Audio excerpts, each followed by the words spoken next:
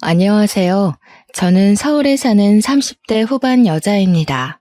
저는 2년여간의 결혼 생활을 끝내고 지금은 엄마로 커리어 우먼으로 행복한 나날을 보내고 있어요. 하지만 이렇게 되기까지 시행착오와 고충이 많았답니다.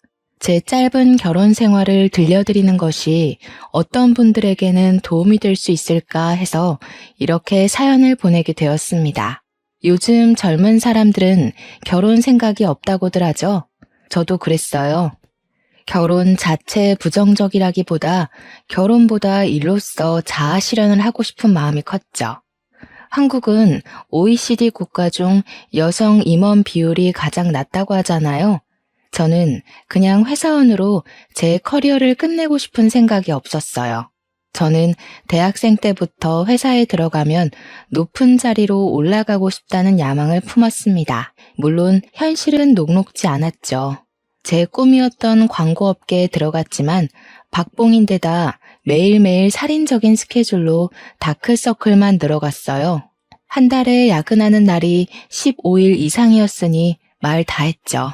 이래저래 치이다 보니 짧은 연애만 반복하다 30이 훌쩍 넘어 있었습니다. 저에게 다가오는 남자들은 저처럼 일 좋아하고 야망이 있는 남자들이었어요. 서로 일 욕심이 있고 관계 자체에 쏟는 시간이 적다 보니 자연스레 관계가 금방 헐거워지곤 했죠. 그래도 괜찮았습니다. 저한테는 목표가 있었으니까요. 그런데 30 중반이 되어가다 보니 친구들이 아기 낳은 것을 보니 조금 부럽긴 했어요. 저는 결혼할 생각은 없었어도 아기는 무척 좋아했거든요. 아기 옷만 보면 마음이 몽글몽글해져서 친구들의 아이에게 줄 옷이며 신발을 사곤 했습니다.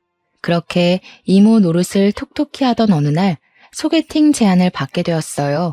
제가 아이를 예뻐하는 걸 본 친구가 그러지 말고 괜찮은 남자가 있으니 한번 만나보라고 한 거였죠. 그렇게 못 이기는 척 만나본 남자는 지금까지 만났던 남자들과 달랐어요. 성격이 온화하고 차분하며 무슨 일에든 큰 욕심이 없는 무난한 사람이었죠. 전에는 그런 사람에게 매력을 느끼지 못했지만 저도 나이가 차고 혼자 있는 것에 지치다 보니 그의 편안함이 매력으로 느껴졌어요. 게다가 그는 제가 하는 일을 늘 응원해 줬습니다. 그렇게 저는 사귄 지 1년도 안 되어 그 남자와 결혼을 약속하게 됐습니다. 저도 아이를 갖고 싶은 마음이 있었기에 결혼을 할 거라면 미룰 필요가 없다고 생각했죠. 저희 집도 어려운 형편은 아니었지만 남편 집도 여유가 있는 편이어서 30평짜리 집을 해주었어요. 요즘 시대에 빚 없이 집 사서 결혼하는 사람은 얼마 없다면서 주변에서 다들 부러워했죠. 처음에는 행복했습니다. 서로 동갑내기다 보니 뭘 해도 소꿉장난하는 것처럼 재미있게 할 수 있었어요. 하지만 시간이 갈수록 가사 분담 문제가 제 골치를 아프게 했습니다. 막내 아들로 귀하게 자란 남편은 집에서 손가락도 까딱 안 하는 걸 당연하게 여기며 살아온 사람이었죠. 그래도 결혼했으니 자기도 집안일을 하겠다고 말했지만 완전 수박 겉핥기 하듯 했습니다. 직장인들은 주말이면 청소며 빨래며 구석구석 할 일이 많잖아요. 하다못해 냉장고 정리도 해야 하고요. 그런데 남편은 집안일을 할 때 자기가 먼저 나서거나 주도적으로 하는 법이 절대 없었습니다. 말하기 전까지는 아무것도 안 하다가 보다 못한 제가 이것 좀 하라고 시키면 그것만 하고 소파로 가서 드러눕기 일쑤였죠. 오늘 우리 빨래도 해야 하고 화장실 청소도 해야 돼. 싱크대랑 가스레인지도 더러우니까 닦아야 하고. 오늘은 누워있지만 말고 좀 적극적으로 해봐. 집안일은 도와주는 게 아니고 같이 하는 거라고 말했잖아. 아니, 하라는 대로 다 했는데 왜 자꾸 뭐라 그러는 거야? 우리 엄마는 나더러 주말에는 쉬라고 그랬는데. 가만 보면 자기는 일 중독이야. 주말에는 쉬어야지. 주중에도 일하고 주말에도 일하면 도대체 언제 쉬어? 나는 혼자 쉬는 시간이 필요한 사람이라고. 나 좀 내버려둬. 사람이 둘이라 집안일은 2배인데 남편은 10분의 1 몫밖에 일을 하지 않았어요. 잔소리하며 일 시키는 게 사람 피곤하게만 하는 일일까봐 웬만하면 그냥 내가 하고 말지 하고 몇 번 넘어갔던 게 남편의 무책임한 태도를 더욱 굳히는 일이 되고 말았습니다. 남편에게 주말은 청소기나 한번 돌리고 하루 종일 게임을 하거나 유튜브를 보는 날일 뿐이었어요. 그러면서도 집안 행사가 있을 때면 자기가 집에서 얼마나 일을 많이 하는지 아느냐고 생색을 내곤 했습니다. 엄마 아빠는 내가 우리 집에서 얼마나 일을 많이 하는지 모를걸? 우리 지아 힘들까봐 무거운 것도 다 들어주지. 청소기 돌리는 건 이제 내 담당이야. 나는 완전 청소기랑 한 몸이라니까. 나 집에서는 집안일 한 번도 안 해봐서 세탁기 돌릴 줄도 모르고 설거지도 할 줄 몰랐잖아. 이제는 설거지 박사라니까. 남편의 과장에 저는 어이가 없었죠. 아무리 좋게 봐줘도 남편이 가사에 참여하는 건 절반도 채 안 됐거든요. 남자들에게는 집은 청소를 안 해도 깨끗하게 유지되고 음식을 먹고 나면 뒤처리는 요정이 와서 해주는 걸로 아는 게 아닐까요? 남편은 집안일이라는 게 밖에 나갔다 오면 저절로 되어 있는 걸로 착각하는 것 같았습니다.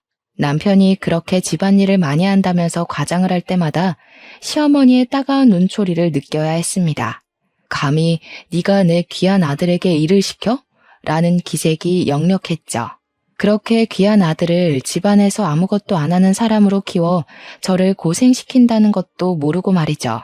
당신이 무슨 집안일을 그렇게 많이 한다고 시부모님 앞에서 그렇게 생색을 내? 누가 보면 우리 집 일 당신이 다 하는 줄 알겠어. 설거지도 10번이면 내가 7번 하는데 그게 어떻게 당신이 다 하는 거야? 자기야말로 뭐 그런 걸 가지고 따지고 그래. 그냥 하는 말이잖아. 그럼 내가 집에 와서 쉬지도 못하고 집안일 하는데 엄마 아빠한테 그런 말도 못해? 당신이야말로 너무하는 거 아니야? 꼭 그렇게 사사건건 시비를 걸어야 해? 남편은 좀처럼 말귀를 못 알아들었어요. 그야 자기 딴에는 그 정도가 집안일을 엄청 많이 하는 거니까요. 아내는 엄마와 달리 자기에게 일이나 시키는 마녀라도 되는 것처럼 여기고 자기 생각을 바꾸려 하지 않더군요. 슬슬 결혼을 잘못한 건가 하는 생각이 들기 시작했습니다. 그래도 그때는 결혼 초기이기도 하고 최악의 상황까지 생각하지는 않았죠. 그러다 결혼한 지 얼마 안 되어서 시아버지가 쓰러졌습니다. 평소에 늘 소화가 안 된다고 하시더니 대장암 3기 판정을 받게 된 거였어요. 상태가 좋지 않았던 시아버지는 수술받고 항암 치료를 받는 기간 내내 입원해 있었습니다. 식사도 잘 못하시고 거동도 불편하셔서 화장실을 가야 할 때마다 누군가 옆에서 도와드려야 했지요. 남편의 2살 많은 누나가 시아버지 병원과 가까운 곳에 살아서 어머니 대신 병원을 지키는 일이 많았어요. 형님 부부는 병원에서 15분 거리에서 둘이 함께 가게를 운영하고 있었습니다. 아무래도 형님이 병원에 갈 일이 많다 보니 아주버님이 혼자서 가게를 운영해야 하는 일이 자꾸 생겼죠. 2사람은 고민 끝에 가게에 아르바이트생을 두기로 했죠. 시어머니는 저희가 형님 부부에게 금전적인 부분이라도 도움을 주기를 바랐습니다. 하지만 이미 병원비의 절반 이상을 저희 부부가 대고 있는 상황이었고 형님 부부를 도와드리고 싶어도 여유가 없는 상황이었어요. 며느리가 돼가지고 시아버지가 아프다는데 와보지도 않고 너무하는 거 아니니? 나랑 우리 미연이한테 다 맡겨놓고 코빼기도 안 비친다는 게 말이 돼? 우리가 영훈이를 어떻게 키웠는데 너희들한테 이렇게 냉대를 당할 줄은 몰랐다. 솔직히 이해가 잘 안 됐습니다. 남편은 본인의 직장이 시아버지 병원이랑 가까운데도 일주일에 한 번 들를까 말까인데 남편에게는 아무 말도 안 하고 저한테만 뭐라고 하셨으니까요. 어머니, 죄송해요. 저는 회사가 너무 반대 방향이라서 가보기가 어려운데 그래도 영훈 씨 회사가 병원에서 가까우니까 형님이 힘드신 날에는 영훈 씨라도 가서 도와드리라고 할게요. 뭐? 영훈이더러 간병을 하라고 한단 말이니? 너 정말 너무하는구나. 집까지 사주면서 결혼시켜줬더니 영훈이한테 집안일을 다 시키는 것도 모자라서 이제는 간병까지 시키겠다는 거냐? 너는 네 일을 남편이랑 신우한테 다 떠넘기면 마음이 편하니? 어머니, 잠시만요. 말은 바로 하셔야죠. 제가 형님이나 영훈 씨한테 제 할 일을 떠넘긴 건 아니죠. 아버님 간병이 저 혼자만의 일이 아니잖아요. 엄밀히 말하면 두 사람은 자식이고 저는 며느리인데 왜 저한테 책임이 다 있는 것처럼 말하세요? 그리고 저는 영훈 씨한테 집안일 다 시킨 적 없어요. 오히려 집안일 분배가 제대로 안 돼서 더 힘들다고요. 뭐야? 집안일 분배가 제대로 안 돼? 하여튼 요즘 애들 생각하는 거하고는 무섭다 무서워. 너는 그럼 집안일을 남편이랑 5대5로 자로재듯 딱 나눠서 해야 속이 시원하다는 거니? 여자가 돼가지고. 그리고 네 친아빠가 아니니까 시아버지 돌볼 책임이 아예 없다는 거야 뭐야? 어떻게 교육받으면 그런 말이 나와? 아이고 어머니, 그런 말이 아니잖아요. 어찌 됐든 일이든 뭐든 분배가 제대로 되어야 서로 만족할 수 있죠. 한 사람이 일방적으로 일하거나 경제적인 부담을 지면 당연히 불만이 생길 수밖에 없어요. 저도 제가 이런 말을 하게 될 줄 몰랐어요. 그런데 결혼하고 보니까 어머니 말대로 자로재듯 나눠야 할지도 모른다는 생각이 드네요. 아이고, 맹랑하기 짝이 없구나. 그렇게 반반 나누는 게 좋으면 너도 네 형님이랑 나눠서 간병해야 하는 거 아니니? 그럼 집 살 때는 왜 우리 돈으로 샀어? 너 지금 살고 있는 그 집에 땡전 한 푼도 안 냈잖니? 그럼 우리 아들이 그에 대해 억울해야겠네. 안 그래? 집 사주신다고 해서 저희가 혼수 다 한 거잖아요. 제 명의로 된 집도 아닌데 제가 그 집 때문에 빚졌다고 생각해야 하나요? 저도 아버님 아프신 거 마음 아프게 생각해요. 하지만 현실적으로 일도 늦게 끝나고 병원도 회사에서 2시간 거리인데 어떡해요. 제가 하려던 말은 형님이 간병하는 걸 마치 제 일을 대신하는 것처럼 말씀하실 필요는 없다는 거예요. 미안한 마음이 있다가도 없어질 판이었죠.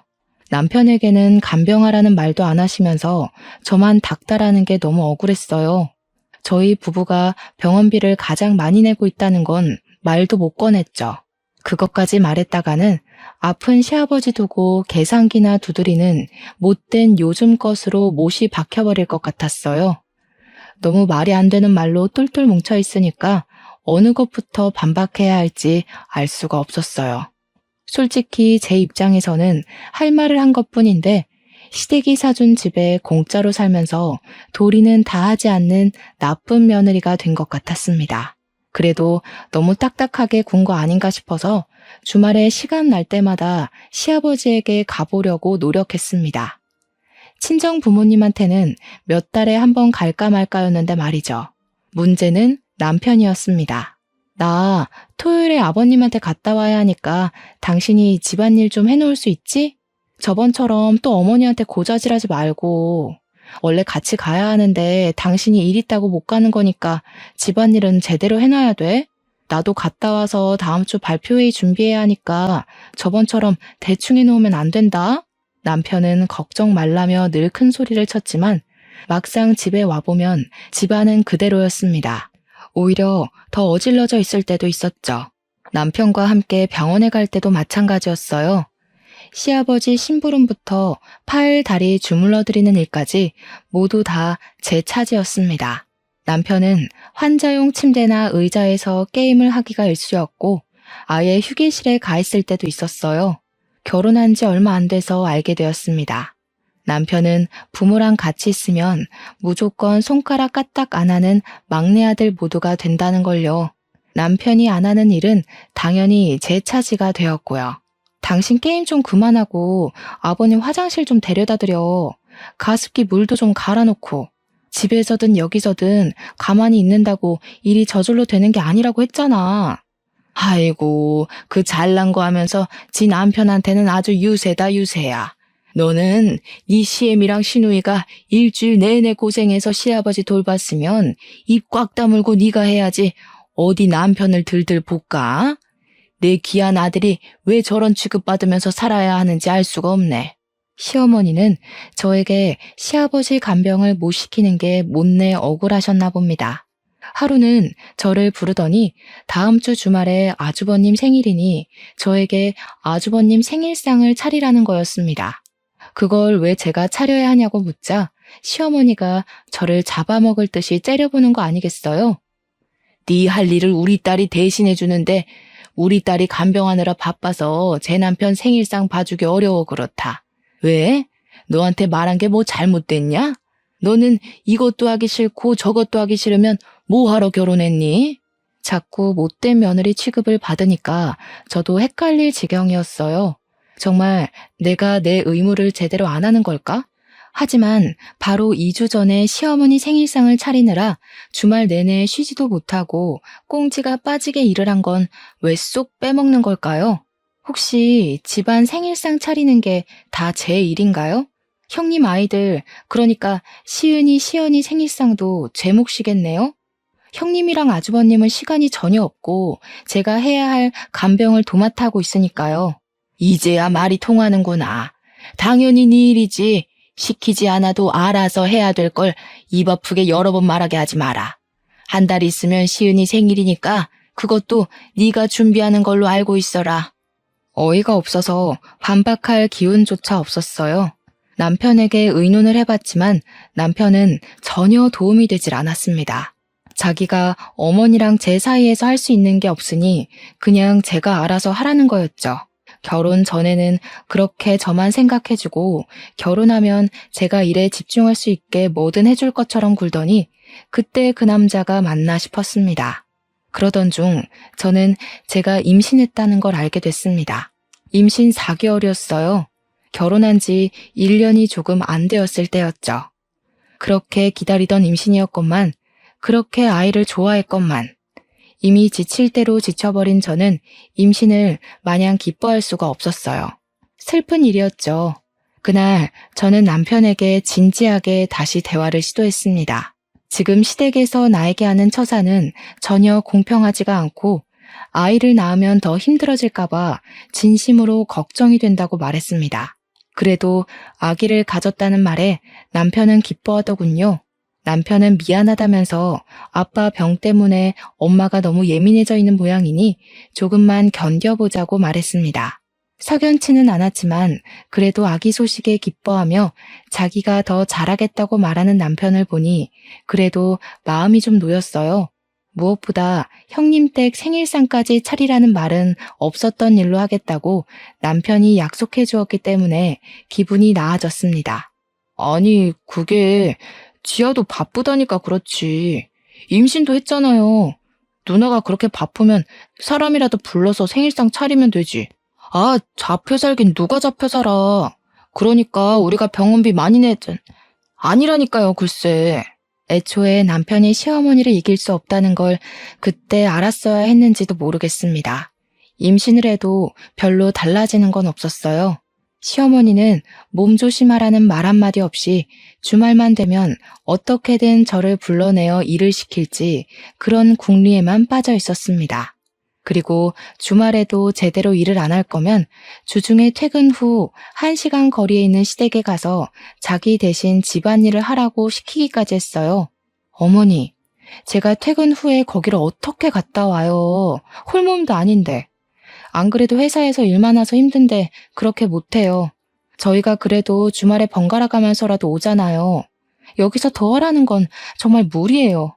네가 주말에 와서 하는 일이 뭐가 있니? 그렇다고 네가 무슨 억만금을 벌어? 무슨 대단한 일을 한다고 그렇게 유세야? 그러니까 주말에 잠깐 코빼기 비추는 거 빼고는 아무것도 안 하시겠다? 임신까지 했으니 이제 아주 기고만장이겠구만. 누구는 임신 안 해본 줄 알아? 이런 식의 실랑이가 끝도 없이 벌어졌어요. 시아버지 간병을 안 하니 뭐라도 하라면서 떼를 쓰는 격이었죠. 이래서야 아이 낳아서 키울 수 있으려나 걱정하고 있을 때 남편이 자기가 육아휴직 쓰겠다는 말을 꺼냈습니다. 저는 제가 맡고 있는 프로젝트가 있어서 도저히 육아휴직을 길게 쓸 수 있는 상황이 아니었어요. 남편 직장은 비교적 안정적이었고 저보다는 육아휴직을 쓸 수 있는 상황이라고 생각했기 때문에 그래도 다행이라고 생각했어요. 남편에게 여유가 생기면 시어머니와의 트러블도 좀 나아지리라 생각했거든요. 하지만 그건 제 착각이었습니다. 결혼 전 남편은 육아휴직 쓰는 게 자기 꿈이라고 노래를 불렀죠. 그런데 남편이 엉뚱한 소리를 꺼내는 게 아니겠어요? 지아야, 나 말이야. 지금 이 회사에서는 아무래도 비전이 없는 것 같아. 이대로 가다가는 나만 뒤떨어질 것 같은데. 아무래도 나 따로 자격증을 준비하는 게 맞는 것 같아. 그래서 말인데 공인중개사 자격을 딸까 하는데 마침 육아휴직도 받을 수 있고. 육아휴직 기간에 공부를 어떻게 해? 당신은 육아가 무슨 애들 장난인 줄 알아? 공부하면서 널널하게 애 볼 수 있는 거면 뭐하러 휴직까지 해가면서 애를 보겠어. 당신은 육아만 잘해도 다행이니까 괜한 소리 하지 마. 그래서 말인데 애 낳으면 엄마더러 봐달라고 하면 어떨까? 솔직히 나 혼자서 애 볼 수 있을 것 같지도 않고 그러는 게 좋을 것 같은데. 그게 무슨 말 같지도 않은 소리야? 육아휴직을 쓰는데 애를 시어머니한테 봐달라고 한다니. 당신 정신 나갔어? 절대 안 돼. 안 그래도 일 많다고 나한테 투덜대는데 애까지 보게 하면 도대체 무슨 소리를 들을 줄 알고 어떻게 육아휴직을 쓰고 애를 남한테 보게 하겠다는 생각을 할 수가 있어? 나 지금 좀 무서우려고 그래. 지아야, 제발. 나 진짜 이번에 공부해야 돼. 안 그러면 직장에서 도태되고 쪽이란 쪽은 다 당할 것 같단 말이야. 나 한 번만 봐주라. 제발. 자격증만 따면 내가 진짜 너 고생 안 시킬게. 우리 엄마 애 보는 거 가지고 싫어할 뿐 아니야. 지금 좀 역정이 나셔서 그렇지 시은이 때도 엄마가 다 봐줬잖아. 저는 남편의 간곡한 부탁에 결국 넘어갔습니다. 시아버지도 많이 나아졌으니까 그렇게 크게 부담될 일도 아닐 거라는 생각이었죠. 저는 어느덧 임신 7개월이 되어 있었고 몸이 점점 힘들어지고 있었어요. 여전히 가사에 책임감을 보이지 않는 남편에게 일 좀 하라고 잔소리를 했더니 다음날 시어머니가 집에 와 있는 게 아니겠어요. 어머니, 말도 없이 이 밤에 웬일이세요? 이 짐은 다 뭐고? 몰라서 묻는 거냐? 네가 집안일 안 한다고 영훈이한테 그렇게 닥달을 했다면서. 내 그럴 줄 알았지. 시댁 무서운 줄 모르고 남의 집 귀한 아들한테 집안일 안 한다고 타박을 해? 영훈이가 뭘 할 줄 아니? 오죽 그랬으면 영훈이가 나한테 도와달라고 그랬겠어? 여보, 이게 지금 무슨 소리야? 나 이제 몸이 조금 힘드니까 조금만 더 신경 써달라고 했지. 내가 무슨 바가지를 긁어. 그리고 그렇다고 어머니를 불러들이는 게 어디 있어? 우리 집 일은 우리끼리 해결해야지. 왜 자꾸 어머니를 끌어들여? 아니, 그게 아니고 내가 불러들였다기보다는 그냥 얘기하다 보니까 말한 것뿐이야. 근데 어차피 자기 애 낳으면 엄마한테 봐달라고 부탁드릴 생각이었잖아. 내가 지금 감당이 안 돼서 그러니까 조금 일찍 봐달라고. 문제될 거 없잖아, 응? 이게 무슨 날벼락인가요? 시어머니한테 아이를 맡기더라도 아이 낳으면 직장 가 있는 동안 잠깐만 봐달라고 할 생각이었지. 아이 낳기도 전부터 우리 집에 와 계시게 할 생각일 줄 누가 알았겠어요? 당신, 정말 이게 맞는 선택이야? 지금 이 상황에서 꼭 공부를 다시 해야 해? 애 하나 키우는 게 얼마나 큰일인데 하필이면 이때. 내가 어머니 때문에 힘들어하는 거 알면서 어떻게 이래? 이건 나더러 애 키우면서 시집살이까지 하라는 소리밖에 안 되잖아. 자기는 무슨 말을 그렇게 해? 내가 지금 나조차고 하는 일이야? 이렇게 해서 내가 잘 돼야 아기도 잘 키울 거 아니야. 앞날도 깜깜하고 애도 태어나는데. 그럼 내가 어떻게 가만히 있어? 엄마가 와서 도와주시면 좀 어때서? 엄마가 남이야?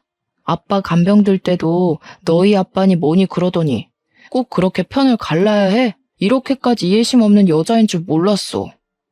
방귀 낀 놈이 성낸다더니 자기가 역정을 내는 게 아니겠어요? 남편은 저에게 따지고 있지 시어머니는 팔짱을 끼고 저를 째려보지. 저는 말 그대로 수세에 몰렸습니다. 앞날이 캄캄했습니다. 결국 그날부터 제 눈물겨운 시집살이가 시작됐죠. 아이고 집안꼴하고는 여태 제 남편 아침밥 한 번 안 차려준 꼴이 훤하구만. 우리 아들도 부처가 따로 없어. 저렇게 게을러 빠진 애랑 살면서 지 엄마한테는 밥 얻어먹는다고 거짓말까지 하고 저렇게 착해 빠져가지고 어떡할꼬. 그러니 저런 독한 여팻네한테 잡혀 살지. 어머니, 저도 우유 한 잔 못 마시고 나가는데 일도 제가 더 늦게 끝나고요. 왜 저한테만 아침밥 차리라고 하세요? 아침밥이 그렇게 중요하면 필요한 사람이 차려 먹으면 되죠. 아직도 뚫린 입이라고 할 말이 남았나 보구나. 내가 여태까지 말 안 한 건 그래도 젊은 사람들을 존중해 주려고 그런 거였다. 그런데 와서 보니까 도저히 그냥 내버려 둘 수가 없구나. 너는 내가 아주 예의라는 걸 제대로 가르쳐야지 안 되겠어. 집안일도 제대로 안 하면서 어디 시애미한테 눈 똑바로 뜨고 따박따박 말대꾸를 해? 네 애미가 그렇게 가르치디? 시어머니는 임신 8개월이 다 된 저에게 집안일을 가르친다면서 사사건건 참견하고 못살게 굴기 시작했어요. 임신했다고 손가락 까딱 안 하려는 생각이거든. 꿈 깨라 이거야. 우리 때는 임신 직전까지 밭일하고 증조 할아버지 밥상까지 받으렸다고. 너희들이 지금 하는 일이 그게 뭐 힘든 일인 줄 아니? 이 옷 개놓은 거. 이거 좀 봐라. 이런 거 하나 못하면서 무슨 말이 많아? 여기 바닥 더러운 거 보이지? 얼른 다시 닦아라. 하소연할 때가 마땅치 않았던 저는 제 친구에게 제 상황을 말했어요. 그랬더니 친구는 지금이 무슨 조선시대냐면서 저 대신 화를 내주었습니다. 지금 당장 그 집에서 나오라면서요. 하지만 그 집에서 당장 나온다고 답이 나오는 게 아니었기 때문에 저는 꾸역꾸역 버티고 있었어요. 임신한 몸으로 시어머니한테 구박당하고 사는 걸 엄마 아빠가 알면 얼마나 슬퍼할지 알았기 때문에 친정으로 가는 건 정말이지 피하고 싶었거든요. 몸은 점점 힘들어지는데 시어머니는 여전히 저를 부려먹지 못해 안달이었죠. 임신한 저에게 파스 사오라, 쓰레기 내다 버려라, 심부름 시키는 건 물론이고 아들 먹여야 한다면서 사골국까지 끓이게 했습니다. 제가 먹는 것도 아니고 영우 씨 먹을 사골국을 끓이라는 건가요? 임신한 저한테 집안일 시키는 것까지 모자라서 사골국까지 끓이라고요? 일을 시켜도 미꾸라지처럼 빠져나갈 궁리만 하면서 누가 들으면 네가 집안일을 다 아는 줄 알겠다. 네 남편 먹을 사골국 끓이라는 게 그렇게 억울해? 사골국 끓이면 다 같이 먹지 영훈이만 먹을까 봐? 생각하는 게 어쩜 저렇게 못됐을꼬. 저러니 우리 아들이 죽어나지. 얼마 뒤 시어머니가 그때까지 요양원에 있던 시아버지를 저희 집으로 데리고 들어왔습니다. 저는 더 이상 말할 힘도 없었지만 그래도 제 허락 없이 시어머니에 이어 시아버지까지 데리고 들어온 것에 대해 남편에게 따졌습니다. 그랬더니 남편이 한다는 말이 어차피 자기 집인데 무슨 상관이냐는 거였어요. 집 명의가 자기 앞으로 되어 있으니 자기 마음대로 해도 된다는 말이었죠. 기가 막히고 코가 막힐 노릇이었습니다. 시어머니는 저에게 시아버지 밥상을 제대로 차리라면서 또 사람을 들들 볶기 시작했고요. 아픈 사람한테는 음식 잘해 먹이는 것만큼 좋은 게 없어. 임신했다고 손 놓고 있을 생각하지 말라 그랬지? 며느리가 됐으면 시아버지 몸에 좋다는 게 뭔지 알아서 착착해서 갖다 바쳐야지. 자기 남편 친구와 소개팅을 해보라며 등 떠밀었던 친구 서연이는 제 얘기를 듣고 미안해서 어쩔 줄을 몰라 했어요. 지아야, 너 진짜 괜찮은 거야? 누가 옆에서 수발 들어줘도 모자랄 판에 시아버지 수발까지 들라고 했다니 그 집 식구들 진짜 정신 나간 거 아니야? 영훈 씨 사람 좋게 봤는데 널 그렇게 만들고 본인은 육아휴직한다고 좋아하다니 진짜 이럴 줄은 몰랐어. 어떡하니 지아야? 우리 시댁도 좋기만 한 건 아니지만 그래도 그건 진짜 아닌 것 같아. 서연이 네가 이럴 줄 알았겠니? 네 탓 아니니까 너무 신경 쓰지 마. 나도 이제는 어떻게 해야 할지 모르겠어. 시어머니는 툭하면 시아버지 제대로 모시라고 그러는데 나더러 대체 어떻게 하라는 건지도 모르겠고 남편이란 사람은 육아휴직하고 공부하겠다더니 쉬는 날엔 집안일도 안 하고 공부도 안 하고 게임만 하고 있으니 그러다 진짜 아이 잘못되지 않을지 우리 집에라도 오라고 하고 싶은데 여기도 애 키우느라 전쟁터라서 내 생각엔 엄마 아빠한테 미안하더라도 집으로 들어가는 게 좋을 것 같아. 지금은 그 방법밖에 없어. 아무리 생각해도 그 집에서 애 낳고 사는 건 답이 아닌 것 같아. 임신한 사람한테 집안일을 시키고 아픈 시아버지 수발까지 들라니. 정말 그럴까? 정말 여기서 나가는 것밖에는 방법이 없는 걸까? 내가 결혼하라고 등 떠밀어 놓고 이렇게 말하기가 나도 정말 미안하기도 하고 황당하기도 하고 그런데 지아야, 너 똑똑한 애잖아. 이제는 정신 바짝 차려야 할 것 같아. 임신해서 두렵고 막막할 거라는 건 아는데 콩이를 진짜 생각한다면 어떻게 하는 게 맞는 건지 생각해보는 게 좋을 것 같아. 그 길로 저는 결국 짐을 싸기로 했습니다. 산달이 거의 다가오고 있었어요. 토요일 짐을 싸고 있는데 창밖을 보니 눈이 내리고 있더군요. 남편은 친구 만나러 나갔고 시어머니와 시아버지는 병원에 가는 날이었어요. 그날이 기회라고 생각했습니다. 친구들이 임신 축하한다며 사다 준 아기용품들을 어떻게 해야 하나 쳐다보다가 그냥 두고 가기로 했습니다. 그때 초인종이 울렸어요. 친구 서연이가 눈을 맞으며 서 있었습니다. 저는 깜짝 놀라서 말을 못하고 있었는데 서연이는 시간이 별로 없다면서 제 손에 뭔가를 쥐어주지 뭐예요. 손을 펴보니 그건 손가락만한 작은 토끼 인형이었습니다. 그거 녹음기야. 휴대폰에 달아놔. 인형을 꾹 누르면 녹음이 시작되니까 지금부터 시어머니가 뭐라고 그러면 일단 인형부터 눌러. 너 결혼한 지도 얼마 안 됐고 자잘하게 괴롭히는 걸로 이혼 소송하려면 증거가 필요하니까 그때마다 휴대폰 녹음 누르기 힘들 거 아니야. 사실은 이제 집을 나갈 거라는 말을 하기도 전에 서연이는 가버렸어요. 저는 분홍색 인형을 손에 가만히 쥐어보았습니다. 그 인형 녹음기를 제대로 쓸 수 있을지는 몰라도 친구의 마음이 느껴져서 어쩐지 안심이 되는 기분이었어요. 짐을 다 싸고 나가려는데 시어머니가 들어오는 게 아니겠어요? 시아버지 검사 결과가 좋지 않아서 며칠 더 입원해야 할 것 같다고 물건을 챙기러 온 거였습니다. 저는 얼른 인형을 꾹 눌렀습니다. 너 지금 어디 가는 거니? 설마 우리 몰래 도망가려는 거야? 이게 지금 무슨 일이라니? 뭐 이런 게 다 있어? 소방 맞아 쫓겨나도 100번은 쫓겨났을 마당에 제가 뭐가 잘났다고 도망을 가? 저 더 이상은 못 견뎌요. 임신한 사람한테 툭 하면 집안일 시키고 심부름 시키는 게 맞는다고 생각하세요? 그것도 모자라서 아픈 시아버지 수발 안 든다고 닥달하셨잖아요. 여태까지 별일 없었던 것만 해도 다행인 줄 아세요. 여기가 영훈 씨 명의로 된 집이라는 이유만으로 저한테 아무런 동의도 받지 않고 어머니 아버지 다 멋대로 들어와 살고 계시고요. 이 개집애가 말하는 꼬락서니 좀 봐. 내가 그러니까 너를 안 이뻐하지. 네가 제대로 했으면 손주 임신한 너한테 그러겠니?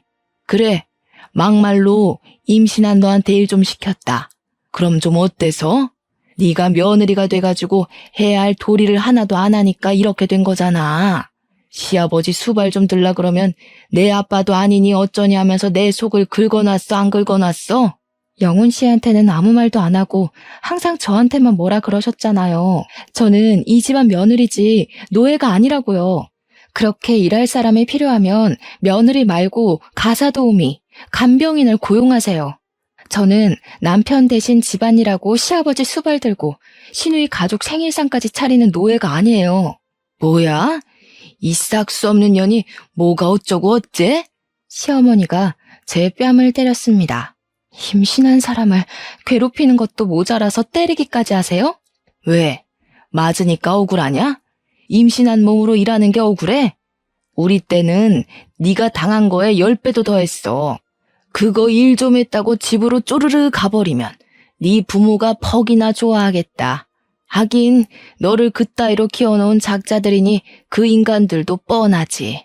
어디 네 잘난 주둥이에 네 부모도 넘어가나 보자.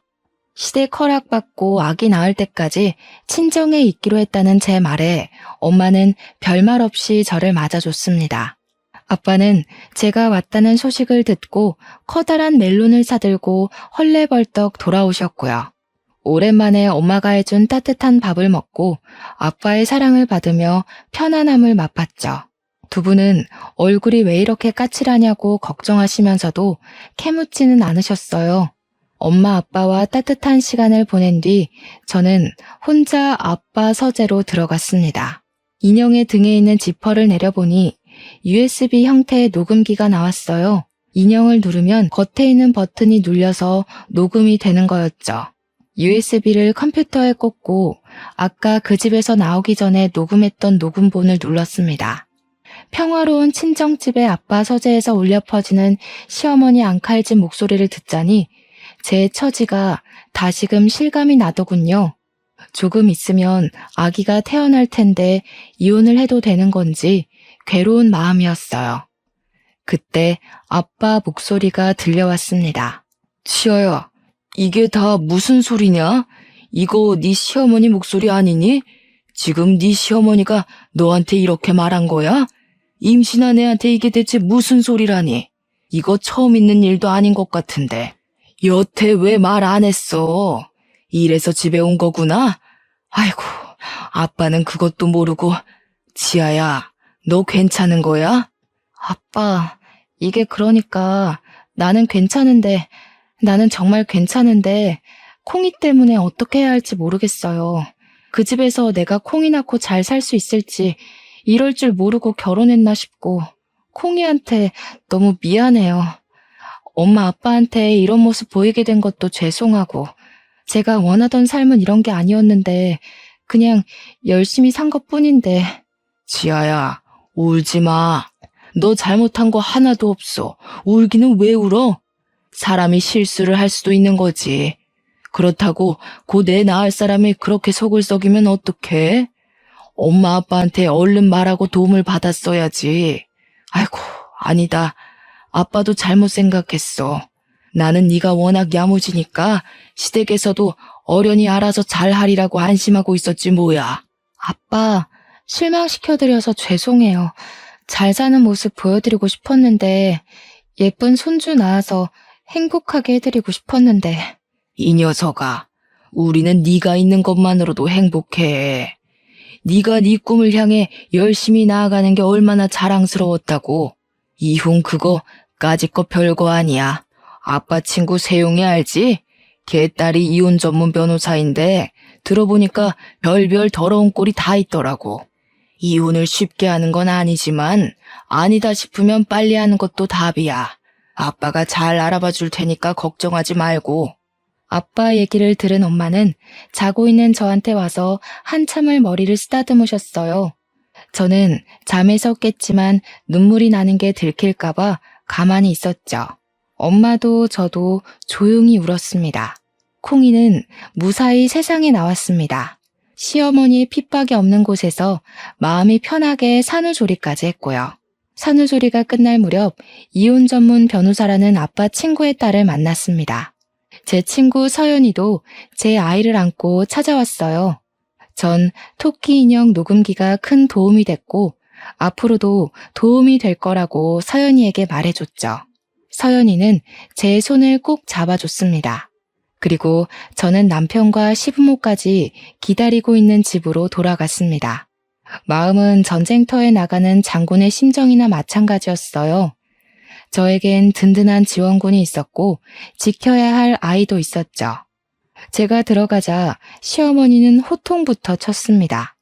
저는 토끼 인형을 꼭 쥐고 있었죠. 아니, 이 인연이 미쳤나? 여기가 네 마음대로 드나드는 복덕방이라도 되는 줄 알아?